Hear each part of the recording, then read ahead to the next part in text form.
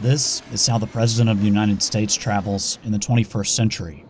But how did the Commander-in-Chief get around the country before air travel became prevalent? Well, how about a sleek Pullman railcar? This one, named the Marco Polo, was built in 1927 and once carried New York Governor and later U.S. President Franklin D. Roosevelt on trips to his personal retreat in Warm Springs, Georgia. The car was part of a small fleet the Pullman Company maintained to serve VIPs. The president used it from 1933 until the early years of World War II, when it was replaced by an armored coach named the Ferdinand Magellan. In 1944, the Central of Georgia bought the car and changed its name to the Savannah. That railroad would eventually become a Southern Railway subsidiary in 1963. In the mid-1970s, the car was briefly loaned to the Chattanooga Choo Choo Hotel in Tennessee. Ultimately, the Southern would merge with Norfolk and Western to form Norfolk Southern in 1982. The company eventually refurbished the car and gave it its original name. Most notably, Norfolk Southern displayed the Marco Polo at Union Station in Washington, D.C.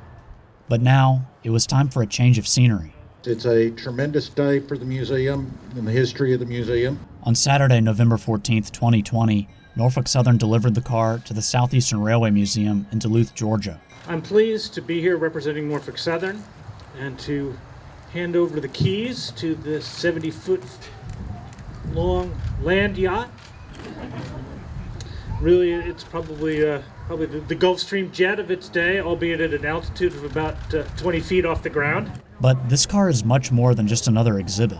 And as we're moving our headquarters to Atlanta, it's important that we bring our history with us.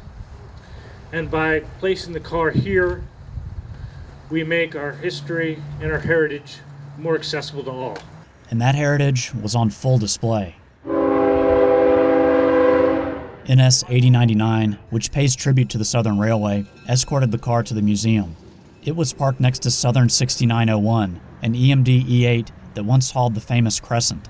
That train still rolls through Duluth, and the Marco Polo has also passed by this area many times before. As we donate the car to the Southeastern Railway Museum, it just feels right that the car should reside next to the main line that it traversed so many times in service of Norfolk Southern, its predecessors, and carrying so many luminaries.